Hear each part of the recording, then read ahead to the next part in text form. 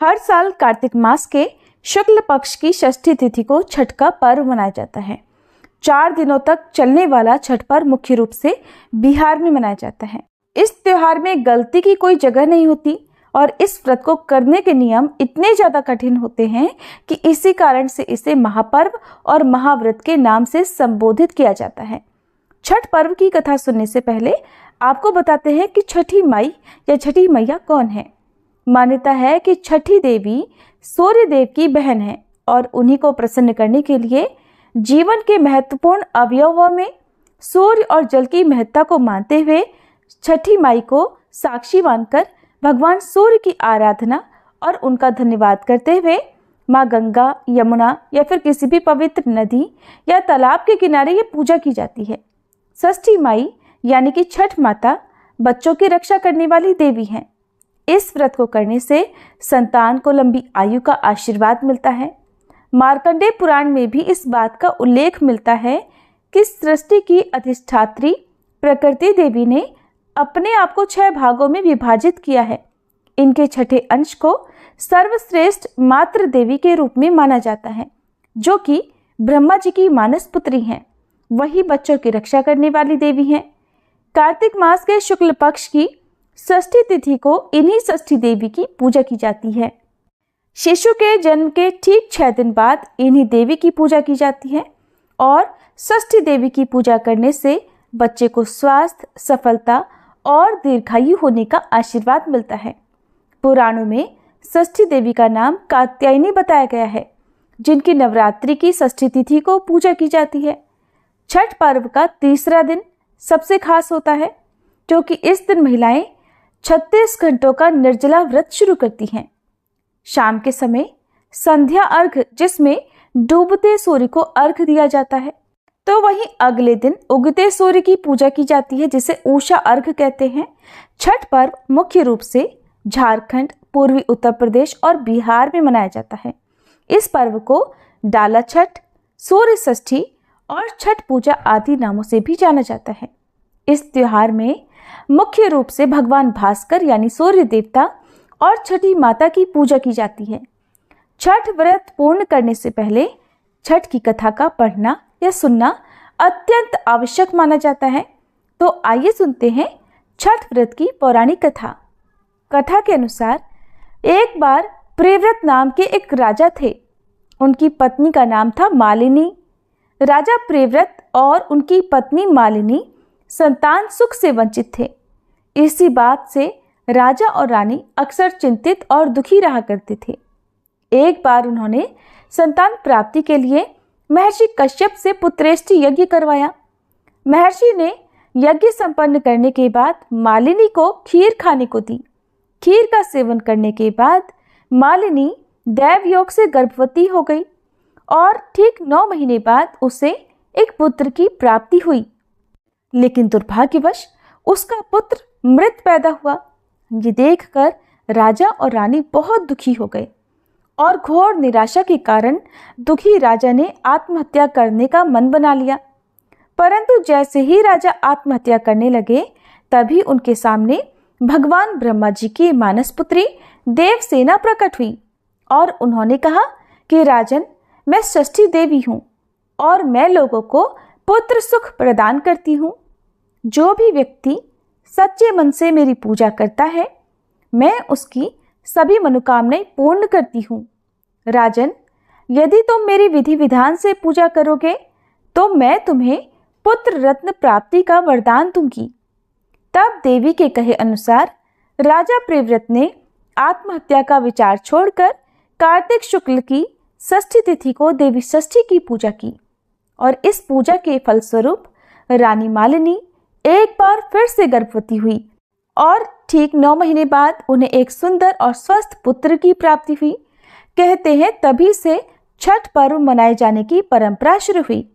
इस पर्व से जुड़ी एक और कथा है, जिसके अनुसार महाभारत काल में जब पांडव जुए में अपना सारा राजपाट हार गए थे, तब द्रौपदी ने भी छठ का व्रत रखा था।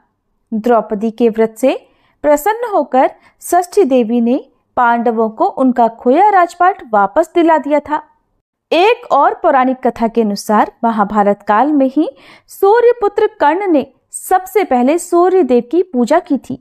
कहा जाता है कि कर्ण सूर्य देव को अर्घ देते समय घंटों पानी में खड़े रहा करते थे और फिर सूर्य देव को अर्घ दिया करते थे। सूर्य देव की कृपा से ही कर्ण एक महान योद्धा बना। आज भी छठ पर्व में अर्घ दान की यही परंपरा चली आ रही है। इसलिए छठ पर्व में उगते सूर्य को और डूबते सूर्य को अर्घ देना अत्यंत आवश्यक है। छठ पूजा के लिए आवश्यक सामग्री इस प्रकार है, जिनमें आपको कुछ सामग्रियों की अनिवार्य रूप से आवश्यकता होती है। माना जाता है कि इन पूजन सामग्रियों के बिना छठ का पर्व अधूरा रहता है। छठ पूजा की पूजन सामग्रियों में बांस की टोकरी या सूप, नारियल, पत्ते लगे हुए गन्ने, अक्षत, सिंदूर, धूप, दीप, पूजा की थाली, लोटा, नए वस्त्र, नारियल पानी भरा, अदरक का हरा पौधा, मौसम के अनुकूल फल, मिट्टी या पीतल का कलश, कुमकुम, पान और सुपारी। छठ पूजा की विधि इस प्रकार है। छठ पूजा के दिन सुबह ब्रह्म मुहूर्त में उठकर स्नान आदि से निवृत्त होकर छठ व्रत का संकल्प लिया जाता है और इस क्रम में सूर्य देव और फिर छठी मैया का ध्यान किया जाता है। व्रती को छठ पूजा के दिन अन्न ग्रहण नहीं करना होता। संभव हो तो निर्जला व्रत रखकर उसका विधिवत पालन किया जाता है। छठ के पहले दिन संध्याकालीन अर्घ दिया जाता है, जिसमें डूबते हुए सूर्य को अर्घ देते हैं। ऐसे में इस दिन सूर्यास्त से थोड़ा पहले छठ घाट पर पहुंचा जाता है, ताकि अस्ताचलगामी सूर्य को अर्थात डूबते हुए सूर्य देव को पूरी निष्ठा के साथ अर्घ दिया जा सके। इस दिन भगवान सूर्य को अर्घ देने के लिए बांस या पीतल की टोकरी या सूप का उपयोग किया जाता है। ऐसे में बांस या फिर पीतल की टोकरी का इस्तेमाल करते हुए सूर्य देव को अर्घ दिया जाता है। छठ पूजा में जिन भी टोकरियों या सूपों का इस्तेमाल किया जाता है, उसमें मौसमी फल, फूल, गन्ने, पकवान इत्यादि पूरी पूजन सामग्रियों को अच्छे प्रकार सजाया जाता है। इसके साथ ही सूप या टोकरी पर सिंदूर लगाते हैं। फिर सूर्य देव को अर्घ देते समय टोकरी में सभी पूजन सामग्रियों का होना बेहद आवश्यक होता है। इसके साथ ही पूरे दिन और रात भर निर्जला व्रत रखकर अगले दिन सुबह उगते हुए सूर्य को जल अर्पित किया जाता है। सूर्य देव को अर्घ अर्पित करते समय मन ही मन उनसे अपनी मनोकामना भी कहनी चाहिए। सूर्य देव को अर्घ देते समय ओम भास्कराय नमः या ओम आदित्याय नमः इस मंत्र का जाप करना चाहिए। छठ पूजा के पहले दिन नहाय खाए होता है। इस दिन व्रती महिलाएं स्नान और ध्यान करने के बाद कद्दू और भात का सेवन करती हैं। छठ व्रती को नहाय खाए के दिन शुद्ध और सात्विक भोजन ही ग्रहण करना होता है।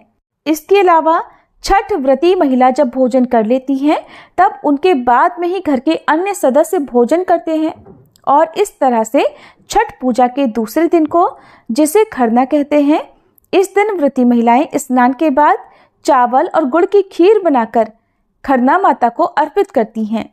इस प्रसाद को मिट्टी के नए चूल्हे पर आम की लकड़ी से आग जलाकर बनाया जाता है। शाम को पूजा के बाद घर के सभी सदस्य पहले खरना प्रसाद ग्रहण करते हैं, फिर भोजन करते हैं। खरना प्रसाद को बहुत ही शुभ माना जाता है। इस प्रसाद को ग्रहण करने के बाद ही छठ का कठिन व्रत प्रारंभ हो जाता है। इस दिन नमक नहीं खाया जाता। छठ पूजा का तीसरा दिन सबसे खास होता है। इसी दिन शाम को अस्तगामी सूर्य यानी डूबते हुए सूर्य देव को अर्घ दिया जाता है। टोकरी में फल, ठेकुआ, चावल के लड्डू आदि से अर्घ के सूप को सजाया जाता है। फिर नदी या तालाब में कमर तक पानी में खड़े रहकर भगवान सूर्य नारायण को अर्घ प्रदान करते हैं। चौथे दिन, जिस दिन छठ का व्रत खोला जाता है, पारण किया जाता है, उस दिन उगते सूर्य देव को अर्घ देते हैं। इसके साथ ही 36 घंटे का व्रत समाप्त हो जाता है। छठ की पूजा में और व्रत में मन और तन की शुद्धता सबसे जरूरी है। अर्घ देने के बाद व्रती पहले प्रसाद का सेवन करके फिर व्रत का पारण करती हैं। इस प्रकार से छठ का व्रत किया जाता है। प्रेम से बोलिए छठी मैया की जय। छठी माई आप सभी की मनोकामनाएं पूर्ण करे और आप सभी को व्रत रखने की सामर्थ्य प्रदान करे। ये थी आज की कथा और जानकारी। अगर आपको अच्छी लगी हो तो वीडियो को लाइक जरूर कीजिएगा।